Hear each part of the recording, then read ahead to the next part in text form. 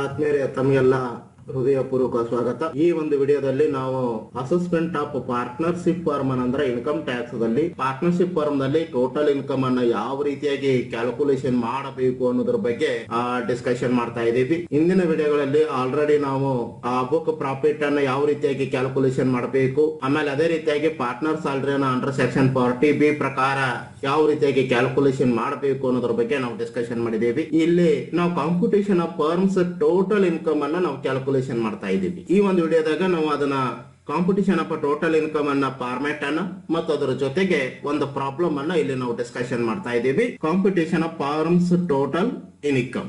Government of Karnataka, department of college education, SV Kabade, assistant professor of commerce, government first grade college, Vijayapura 586101, mobile number 9986529073. ಈ ವಿಡಿಯೋನ ನೋಡಿದ ನಂತರ ನಿಮ್ಮ suggestion ಅನ್ನ, ಒಪಿನಿಯನ್ ಅನ್ನ ಕಮೆಂಟ್ ಬಾಕ್ಸ್ ನಲ್ಲಿ ಬರೆಯಿರಿ. ಈ ವಿಡಿಯೋನ ದಯವಿಟ್ಟು ನಿಮ್ಮ ಎಲ್ಲ ಫ್ರೆಂಡ್ ಸರ್ಕಲ್ ಗೆ ಶೇರ್ ಮಾಡಿ. Please like this video. ನಮ್ಮ ಯೂಟ್ಯೂಬ್ ಚಾನಲ್ ಅನ್ನ ಸಬ್ಸ್ಕ್ರೈಬ್ ಮಾಡಿ, ಕೆಳಗಡೆ ಕೊಟ್ಟಿರ್ತಕ್ಕಂತ ಸಬ್ಸ್ಕ್ರೈಬ್ ಬಟನ್ ಅನ್ನ ಪ್ರೆಸ್ ಮಾಡಿ, ಆಮೇಲೆ ಬೆಲ್ ಐಕಾನ್ ಅನ್ನು ಪ್ರೆಸ್ ಮಾಡಿ. ಇಲ್ಲಿ ನಾವು ಫರ್ಮ್ಸ್ ಟೋಟಲ್ ಇನ್ಕಮ್ ಅನ್ನ ಯಾವ ರೀತಿಯಾಗಿ ಕ್ಯಾಲ್ಕುಲೇಷನ್ ಮಾಡಬೇಕು ಅನ್ನೋದ್ರ ಬಗ್ಗೆ ಇಲ್ಲಿ ಮೊದಲು ನಾವು ಫಾರ್ಮ್ಯಾಟ್ ಅನ್ನ ನಾವು ಡಿಸ್ಕಷನ್ ಮಾಡೋಣ. ಮೊದಲಿಗೆ ನಾವೇನ್ ಮಾಡ್ಬೇಕಪ್ಪ ಅಂದ್ರೆ ನೇಮ್ ಆಫ್ ದಿ ಫರ್ಮ್ ಅನ್ನ ಬರ್ಕೋಬೇಕು. ನೇಮ್ ಆಫ್ ದಿ ಫರ್ಮ್ ಅನ್ನ ಬರೆದ ನಂತರ computation of firms total income ಅನ್ನ ಬರಿಬೇಕು. For the assessment year 2020-2021. ಒಂದೆಲ್ಲ ನಿಮ್ದು ಅಸೆಸ್ಮೆಂಟ್ ಇಯರ್ 2021-22 ಇದ್ರು ಬರ್ಕೋಬಹುದು, ಅಥವಾ 19-20 ಬರ್ಕೋಬಹುದು ಆಸ್ ಯುವರ್ ಪ್ರಾಬ್ಲಮ್. ಇಲ್ಲಿ particulars rupees net profit as per profit and loss account. ಅಂದ್ರೆ ನಿಮ್ಮ ಪ್ರಾಬ್ಲಮ್ ದಲ್ಲಿ ಕೊಟ್ಟಿರ್ತಕ್ಕಂತ ಪ್ರಾಫಿಟ್ ಅಂಡ್ ಲಾಸ್ ಅಕೌಂಟ್ ದಲ್ಲಿ ಇರ್ತಕ್ಕಂತ ನೆಟ್ ಪ್ರಾಫಿಟ್ ಅನ್ನ ಬರಿಬೇಕು. ಒಂದ್ ವೇಳೆ ಅಲ್ಲಿ ನೆಟ್ ಲಾಸ್ ಇತ್ತು ಅಂದ್ರೆ ನೆಟ್ ಲಾಸ್ ಅನ್ನ ಬರಿಬೇಕು. ಒಂದ್ ವೇಳೆ ನೆಟ್ ಲಾಸ್ ಅನ್ನ ಕೊಟ್ಟಿದ್ರೆ ಇಲ್ಲಿ ಮೈನಸ್ ನ ಬರಿಬೇಕು.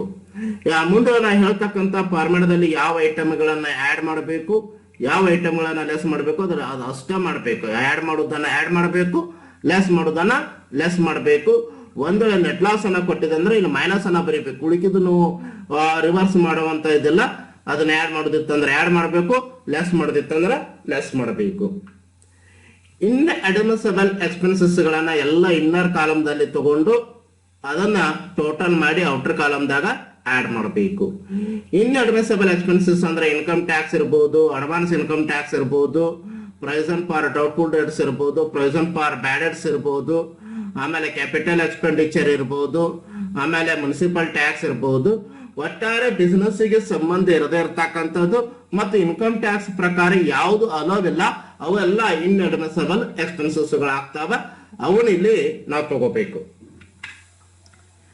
ಇನ್ನ ಇನ್ ಅಡ್ಮಿಸಬಲ್ ಇನ್ಕಮ್ ಅಂದ್ರ ಪಾರ್ಟ್ನರ್ಶಿಪ್ ಗೆ ಸಂಬಂಧಪಟ್ಟಿರ್ತಕ್ಕಂಥ ಇನ್ಕಮ್ ಅನ್ನ, ಬಿಸಿನೆಸ್ ಇನ್ಕಮ್ ಅನ್ನ ತಗೋಬೇಕು. ಅಂದ್ರೆ ಬಿಸಿನೆಸ್ ಇನ್ಕಮ್ ಗೆ ಸಂಬಂಧ ಇರದೇ ಇರತಕ್ಕಂಥ ಇನ್ಕಮ್ ಅಂದ್ರ income from house property, interest on bank deposit, lottery income, winning from puzzles, ಆಮೇಲೆ ಯಾವ್ದಾದ್ರು ಬೇರೆ ಇನ್ಕಮ್ ಗಳಂದ್ರೆ ಬಿಸಿನೆಸ್ ಇನ್ಕಮ್ ಅನ್ನ ಬಿಟ್ಟು ಬೇರೆ ಇನ್ಕಮ್ ಅನ್ನ ಬಂದಿತ್ತಂದ್ರ ಆ ಇನ್ಕಮ್ ಅನ್ನ ನಾವೇನ್ ಮಾಡ್ಬೇಕ್ರಿ ಇಲ್ಲಿ ಏನಂತ ಟ್ರೀಟ್ ಮಾಡ್ತೇವೆ, ಇನ್ ಅಡ್ಮಿಸಬಲ್ ಇನ್ಕಮ್ ಅಂತ ತಗೋತಾ ಇದೇವಿ. ಅವನ್ನೆಲ್ಲ ಇನ್ನರ್ ಕಾಲಮ್ದಾಗ ತಗೊಂಡು ಅದನ್ನ ಔಟರ್ ಕಾಲಮ್ದಾಗ ಏನ್ ಮಾಡ್ಬೇಕ್ರಿ ಲೆಸ್ ಮಾಡ್ಬೇಕು. ಅವಾಗ ನಮಗೇನ್ ಬರ್ತದಪ್ಪ ಅಂದ್ರೆ ಇನ್ಕಮ್ ಫ್ರಮ್ ದ ಫರ್ಮ್ ಅನ್ನ ಬರ್ತದ. ಇದಕ್ಕ ಆ ಪ್ರಾಬ್ಲಮ್ ದಲ್ಲಿ ಕೊಟ್ಟಿರ್ತಕ್ಕಂತ ಅದು ರೆಮ್ಯುನರೇಷನ್ ಇರಬಹುದು, ಕಮಿಷನ್ ಇರಬಹುದು, ಬೋನಸ್ ಇರಬಹುದು, ಸ್ಯಾಲರಿ ಇರಬಹುದು, ಅವನ್ನ ಯಾವುದೇ ಕೊಡ್ಲಿ ಒಟ್ಟು ಟೋಟಲ್ ಅದನ್ನ ಆಡ್ ಮಾಡ್ಕೋಬೇಕು. ಎಲ್ಲ ಪಾರ್ಟ್ನರ್ಸ್ ಆಡ್ ಮಾಡ್ಬೇಕು. ಅವ್ನು ವರ್ಕಿಂಗ್ ಪಾರ್ಟ್ನರ್ ಇರಬಹುದು ಅಥವಾ ನಾನ್ ವರ್ಕಿಂಗ್ ಪಾರ್ಟ್ನರ್ ಇರಬಹುದು. ಸ್ಯಾಲರಿ, ರೆಮ್ಯುನರೇಷನ್, ಬೋನಸ್, ಕಮಿಷನ್ ಯಾರೇ ಇರಲಿ ಅವರು ವರ್ಕಿಂಗ್ ಪಾರ್ಟ್ನರ್ ಇರಬಹುದು ಅಥವಾ ನಾನ್ ವರ್ಕಿಂಗ್ ಪಾರ್ಟ್ನರ್ ಇರಬಹುದು. ಆ ಪ್ರಾಬ್ಲಮ್ ದಲ್ಲಿ ಏನ್ ಕೊಟ್ಟಿರ್ತಾನೆ ಒಟ್ಟು ಆಡ್ ಮಾಡ್ರಿ.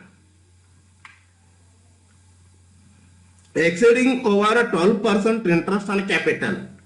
ಪಾರ್ಟ್ನರ್ಸ್ ಏನಾದ್ರೂ ಇಂಟ್ರೆಸ್ಟ್ ಆನ್ ಕ್ಯಾಪಿಟಲ್ ಮ್ಯಾಕ್ಸಿಮಮ್ 12% ಕೊಡ್ಬೇಕಂತದ ಇನ್ಕಮ್ ಟ್ಯಾಕ್ಸ್ ಆಕ್ಟ್ ಪ್ರಕಾರ.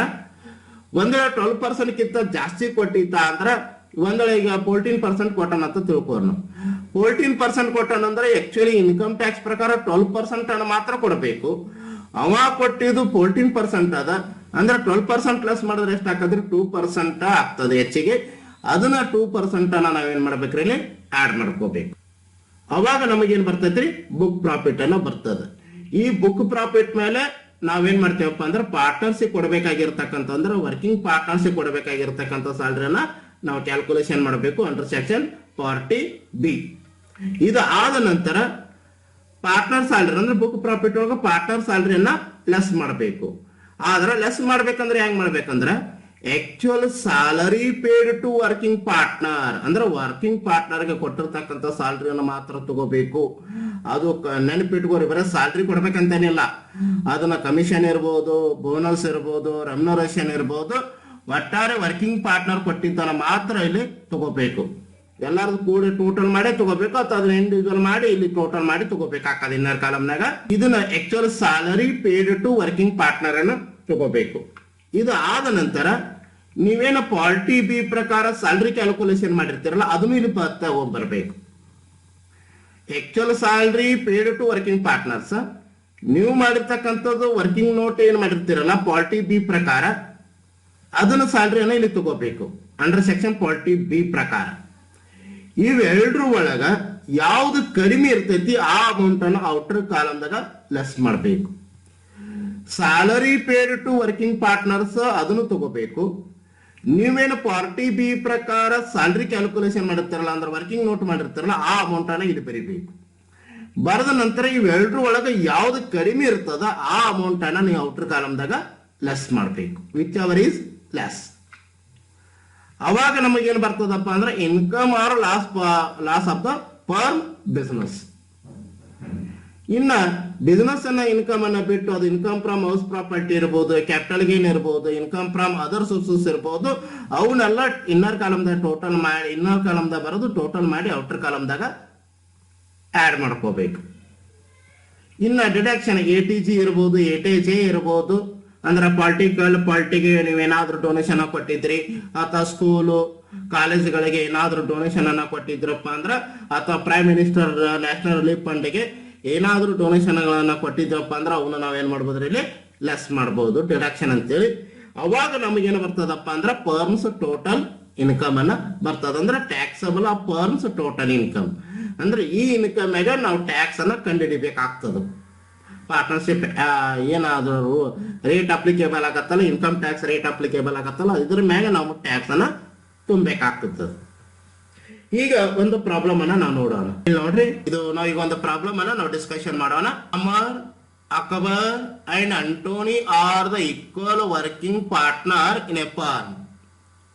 The following is the profit and loss account for the year ending 31st March 2020. ಯಾವುದೇ ಪ್ರಾಬ್ಲಮ್ ಇರಬಹುದು.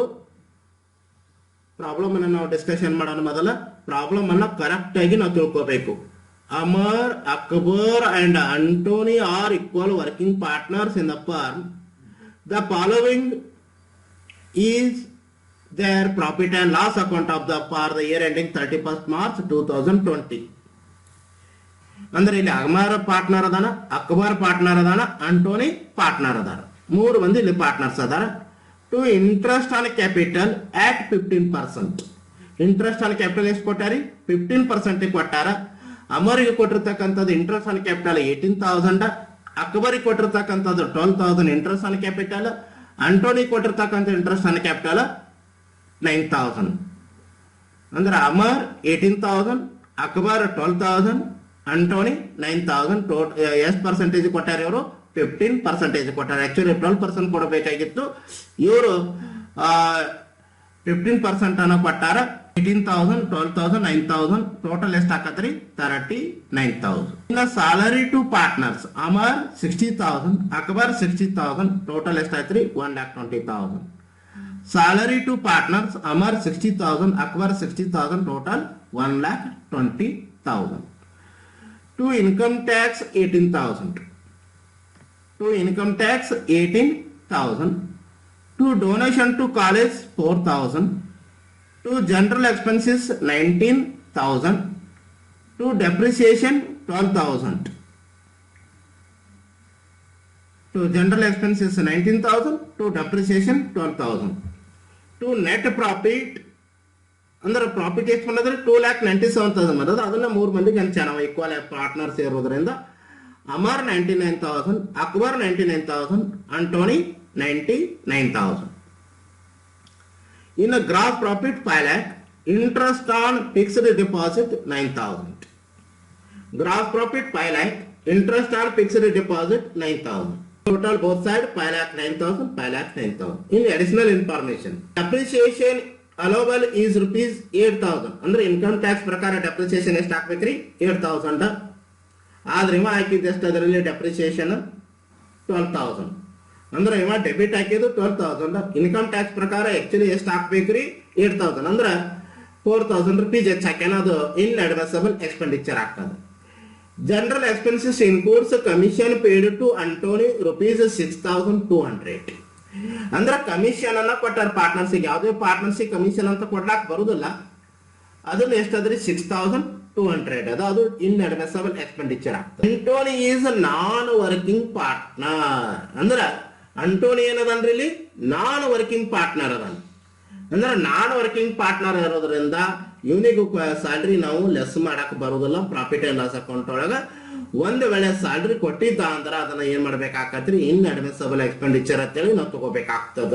ಆ ಪ್ರಾಬ್ಲಮ್ ಅನ್ನ ಸಾಲ್ವ್ ಮಾಡೋಣ. Amar, Akbar, Antony part. Computation of firm's total income for the assessment year 2020-2021. Particulars rupees. ಮೊದಲು ನಾವೇನ್ ಮಾಡ್ಬೇಕ್ರಿ? Net profit ಅನ್ನ ತಗೋಬೇಕು. P&L ಅಕೌಂಟ್ ಒಳಗೇನು ಕೊಟ್ಟನಲ್ಲ ನೆಟ್ ಪ್ರಾಫಿಟ್ ಅನ್ನ ತಗೋಬೇಕು. 2,97,000. Net profit as per profit and loss account 2,97,000. ಇನ್ನು ಇದಕ್ಕೆ ಇನ್ಅಡ್ಮಿಸಬಲ್ ಎಕ್ಸ್ಪೆನ್ಸಸ್ ಅನ್ನ ಆಡ್ ಮಾಡ್ಬೇಕಾಗ್ತದೆ. ಮೊದಲು ಇನ್ಅಡ್ಮಿಸಬಲ್ ಎಕ್ಸ್ಪೆನ್ಸಸ್ ಗಳು ಯಾವ ಹಾಕೋದು ಅನ್ನೋದು ಇಲ್ಲಿ ವರ್ಕಿಂಗ್ ನೋಟ್ ಮಾಡಿದ್ರು ಬರ್ತದ ಅಥವಾ ಡೈರೆಕ್ಟ್ ಆಗಿ ಇದ್ರೊಳಗೂ ಬರೋದ್ರು ಬರ್ತದೆ. ನಾವಿಲ್ಲಿ ವರ್ಕಿಂಗ್ ನೋಟ್ ಅನ್ನ ಮಾಡ್ತಾ ಇದ್ದೇವೆ. ಯಾವ ಇನ್ಅಡ್ಮಿಸಬಲ್ ಎಕ್ಸ್ಪೆನ್ಸಸ್ ಅಂತೇಳಿ ಇನ್ಅಡ್ಮಿಸಬಲ್ ಎಕ್ಸ್ಪೆನ್ಸಸ್ ಮೊದಲು ಇನ್ಕಮ್ ಟ್ಯಾಕ್ಸ್. ಯಾಕಂದ್ರೆ ಇನ್ನ ನಾವು ಫಾರ್ಮದ ಇನ್ಕಮ್ ಅನ್ನ ಕಂಡುಹಿಡಿದಿಲ್ಲ. ಇನ್ಕಮ್ ಅನ್ನ ಕಂಡುಹಿಡಿದ ಮ್ಯಾಗ ನಾವು ಟ್ಯಾಕ್ಸ್ ಅಮೌಂಟ್ ಅನ್ನ ನಾವು ಡೆಬಿಟ್ ಹಾಕ್ಬೋದು. ಇಲ್ಲಿ ಇನ್ಕಮ್ ಟ್ಯಾಕ್ಸ್ ಪ್ರಕಾರ ಪ್ರಾಫಿಟೇ ಕಂಡುಹಿಡಿದಿಲ್ಲ, ಹಿಂಗಾಗಿ ಅದು ರಾಂಗ್ ಆಗ್ತದೆ. ಅದಕ್ಕೆ ಅದು ಇನ್ಅಡ್ಮಿಸಬಲ್ ಎಕ್ಸ್ಪೆನ್ಸಸ್ ಅಂತೇಳಿ ಟ್ರೀಟ್ ಆಗ್ತದೆ. ಇನ್ಕಮ್ ಟ್ಯಾಕ್ಸ್ ಎಷ್ಟದ್ರಿ? 18,000. ಇನ್ನ ಡೊನೇಷನ್ ಟು ಕಾಲೇಜ್, ನಾವು ದಾನ ಧರ್ಮ ಮಾಡೋದು ಅದು ಬಿಸ್ನೆಸ್ ಎಕ್ಸ್ಪೆನ್ಸಸ್ ಆಗುದಿಲ್ಲ. ಅದನ್ನ ದಾನ ಧರ್ಮ ಮಾಡಕ್ಕ ನಮ್ಮ ಬಿಸ್ನೆಸ್ ಇರುವುದಿಲ್ಲ. ಅದಕ್ಕೆ ಇದು ಡೊನೇಷನ್ ಟು ಕಾಲೇಜ್ ಏನಾಕದ್ರಿ? ಇನ್ಅಡ್ಮಿಸಬಲ್ ಎಕ್ಸ್ಪೆನ್ಸಸ್ ಆಗ್ತದೆ. ಡೊನೇಷನ್ ಟು ಕಾಲೇಜ್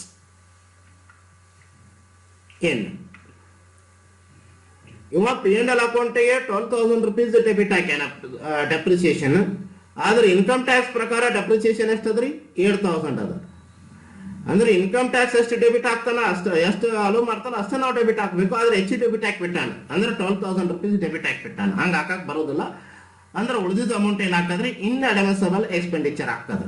ಅಂದ್ರೆ 12,000 ಮೈನಸ್ 8,000 ಅಂದ್ರೆ 4,000 rupees ಹೆಚ್ಚು ಡೆಬಿಟ್ ಹಾಕೋದು ಪ್ರಾಫಿಟ್ ಕಡಿಮೆ ಹಾಕದ. ಅಂದ್ರೆ ಅವ ಏನ್ ತಗೊಂಡಿರ್ತಾನ ಟ್ಯಾಕ್ಸ್ ಕಡಿಮೆ ಮಾಡ್ಬೇಕಂತ ಮಾಡ್ತಾನೆ. ಹಂಗ ಮಾಡಕ್ ಬರುದಿಲ್ಲ.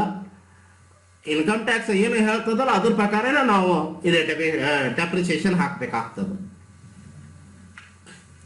Excess depreciation debited. ಅವ P&L ಅಕೌಂಟ್ ಹಾಕಿದ್ದು 12,000. ಇನ್ಕಮ್ ಟ್ಯಾಕ್ಸ್ ರೂಲ್ ಪ್ರಕಾರ 8,000 rupees ಡೆಬಿಟ್ ಹಾಕ್ಬೇಕು. ಅಂದ್ರೆ 4,000 rupees ಹೆಚ್ಚಿಗೆ ಡೆಬಿಟ್ ಹಾಕ್ಯಾನ. ಅದನ್ನ ಆಡ್ ಮಾಡ್ಕೋಬೇಕಾಗ್ತದೆ. ಇನ್ನ ಅಂಟೋನಿಗೆ ಕೊಟ್ಟಿರ್ತಕ್ಕಂಥ commission general expenses includes commission paid to Antony rupees 6,200. ಅದು ಇನ್ಅಡ್ಮಿಸಬಲ್ ಎಕ್ಸ್ಪೆಂಡಿಚರ್ ಆಗ್ತದೆ. Commission paid to Antony general expenses 6,200. ಇನ್ನು ಟೋಟಲ್ ಇನ್ಅಡ್ಮಿಸಬಲ್ ಎಕ್ಸ್ಪೆನ್ಸಸ್ ಅಷ್ಟು ಆಗ್ತದೆ. Income tax 18,000, donation to college 4,000, excess depreciation debited 12,000 minus 8,000 ಅಂದ್ರೆ 4,000 ಆಗ್ತದೆ. Commission paid to Antony general expenses 6,200. Total general ಅಂದ್ರೆ inadmissible expenditure ಎಷ್ಟು ಹಾಕದ್ರಿ? 32,200. 18,000, 4,000, 6,200 total inadmissible expenditure 32,200. ಇದನ್ನು add ಮಾಡಬೇಕು ನಾವು. inadmissible expenditure 32,200. inadmissible expenditure ಎಷ್ಟು ಬರ್ತ್ರಿ? 32,200. ಇನ್ನ ಇಂಟ್ರೆಸ್ಟ್ ಆನ್ ಬ್ಯಾಂಕ್ ಡಿಪಾಸಿಟ್, ಇದು ಇನ್ಕಮ್ಗಳನ್ನ ಆಡ್ ಮಾಡ್ಕೋಬೇಕು. ಯಾಕಂದ್ರೆ ಅವ್ರು ಆಡ್ ಮಾಡಿ ಪ್ರಾಫಿಟ್ ತಪ್ಪಾಗಿಬಿಟ್ಟಿರ್ತೈತೆ, ಅದನ್ನ ಕರೆಕ್ಟ್ ಮಾಡ್ಬೇಕಂದ್ರೆ ಅದು ಒಳ್ಳೆ ನಾವು ಲೆಸ್ ಮಾಡಲೇಬೇಕಾಗ್ತದೆ. ಇಂಟ್ರೆಸ್ಟ್ ಆನ್ ಬ್ಯಾಂಕ್ ಡಿಪಾಸಿಟ್ ಅಂದ್ರೆ ಫಿಕ್ಸ್ಡ್ ಡಿಪಾಸಿಟ್. ಇದು ನಾವಿಲ್ಲಿ ಬಿಸ್ನೆಸ್ ಇನ್ಕಮ್ ಅನ್ನ ಕಂಡಿಡಿಯಾಕತ್ತೀವಿ, ಇದು ಅದರ್ ಸೋರ್ಸಸ್ ಒಳಗೆ ಬರ್ತದೆ. ಆದ್ದರಿಂದ ಇದನ್ನ ಒಳ್ಳೆ ಲೆಸ್ ಮಾಡ್ಕೋಬೇಕು. Interest on fixed deposit inadmissible incomes 9,000 minus 9,000. ಈಗ ಇನ್ಕಮ್ ಆಫ್ ದ ಫರ್ಮ್ ಎಷ್ಟು ಬರ್ತದ್ರಿ? 3,20,200 ಅಂದ್ರೆ 2,97,000 ಪ್ಲಸ್ 32,200 ಮೈನಸ್ 9,000.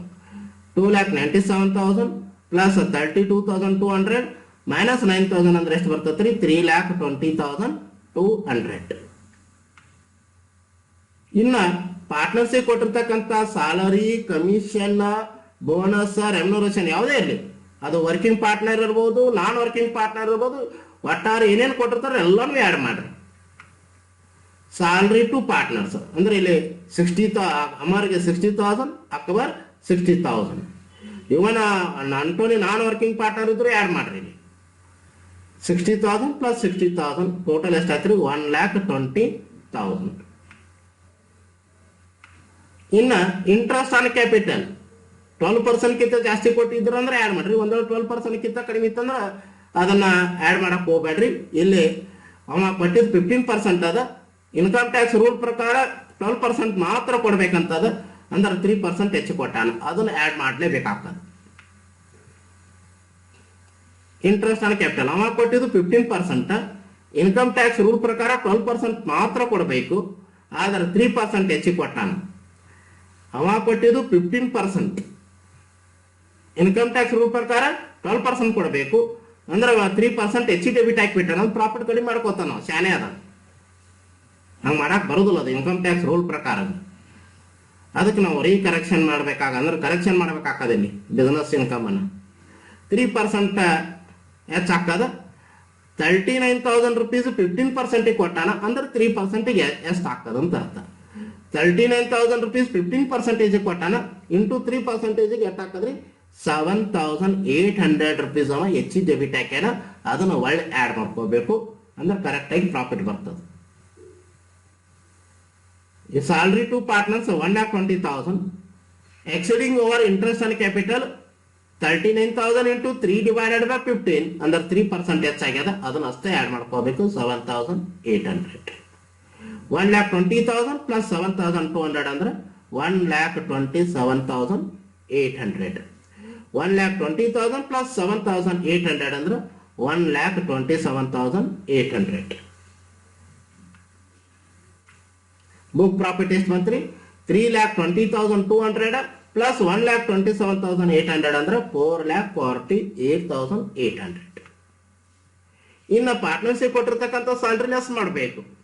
ಆದ್ರೆ ಲೆಸ್ ಮಾಡ್ಬೇಕಾದ್ರೆ ಮೊದಲು ನಾವು ವರ್ಕಿಂಗ್ ನೋಟ್ ಮಾಡ್ಕೊಂಡ್ ಬರಬೇಕು. ಯಾವ್ದ್ರಿ? Salary under section 40B book profit ಮೇಲೆ ನಾವು ಕ್ಯಾಲ್ಕುಲೇಷನ್ ಮಾಡ್ಬೇಕಾಗ್ತದ. 4,48,000 ಮೇಲೆ ಅದನ್ನು ಕ್ಯಾಲ್ಕುಲೇಷನ್ ಮಾಡಿ ತರಬೇಕು. ಮೊದಲು ಅದನ್ನು ವರ್ಕಿಂಗ್ ನೋಟ್ ಮಾಡ್ರಿ, ಆಮೇಲೆ ಇದನ್ನ ಮುಂದಿನ ಅಡ್ಜಸ್ಟ್ಮೆಂಟ್ ನಮ್ಮ ಮಾಡಕ್ ಬರ್ತದೆ, ಈಸಿ ಆಗ್ತದೆ. ಈಗ ವರ್ಕಿಂಗ್ ನೋಟ್ ಮಾಡೋಣ. ಈಗ salary under section 40B. Salary under section 40B up to 3 lakh ತನ ಏನದ್ರಿ 90% ಕೊಡ್ಬೇಕಾದ, ಆರ್ 1,50,000. 3 lakh 90% ಮಾಡಿದ್ರೆ 2,70,000 or 1,50,000 which ever is more.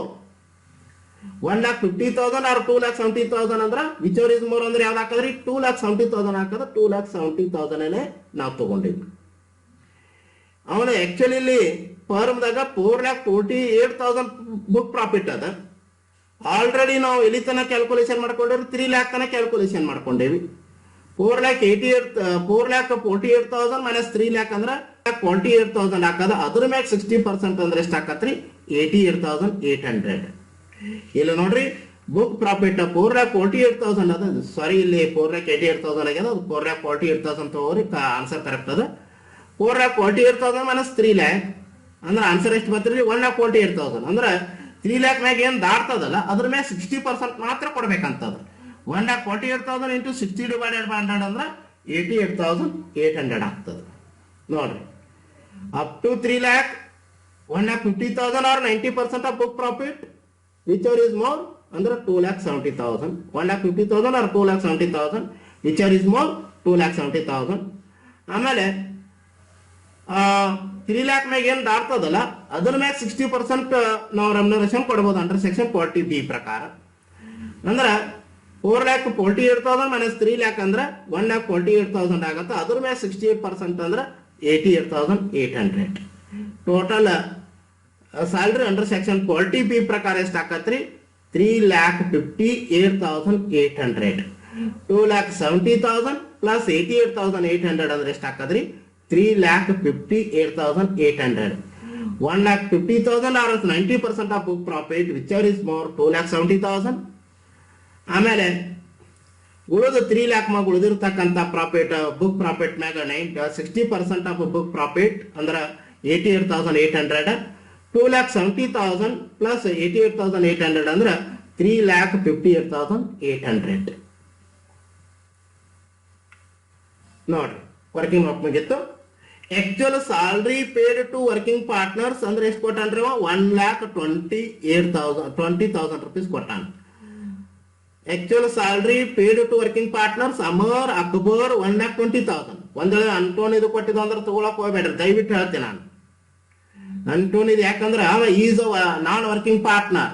Working ಪಾರ್ಟ್ನರ್ಗೆ ಅದು ರೆಮ್ಯುನರೇಷನ್ ಕೊಡಲಿ, ಕಮಿಷನ್ ಕೊಡ್ಲಿ, ಬೋನಸ್ ಅನ್ನ ಕೊಡ್ಲಿ, ಮಾತ್ರ ಅದನ್ನ ಮಾತ್ರ ತಗೋಬೇಕು. ಮತ್ತೆ ನಾನ್ ವರ್ಕಿಂಗ್ ಕೊಟ್ಟಿದ್ದು ಯಾವುದೇ ಏನು ತಗೊಳಕ್ ಹೋಗ್ಬೇಡ್ರಿ. ಯಾಕಂದ್ರೆ ಲೆಸ್ ಮಾಡಕ್ ಸ್ವಲ್ಪ ಕಾಳಜಿ ಇರಲಿ. ಯಾಡ್ ಮಾಡಕ್ ಎಲ್ಲಾರ್ದು ಯಾಡ್ ಮಾಡ್ತೀವಿ, ಆದ್ರೆ ಲೆಸ್ ಮಾಡಕ್ ಏನ್ ಮಾಡ್ಬೇಕ್ರಿ? ವರ್ಕಿಂಗ್ ಪಾರ್ಟ್ನರ್ ಕೊಟ್ಟಿದ್ದನ್ನ ಮಾತ್ರ ತಗೋಬೇಕು, ನೆನಪಿರ್ಲಿ.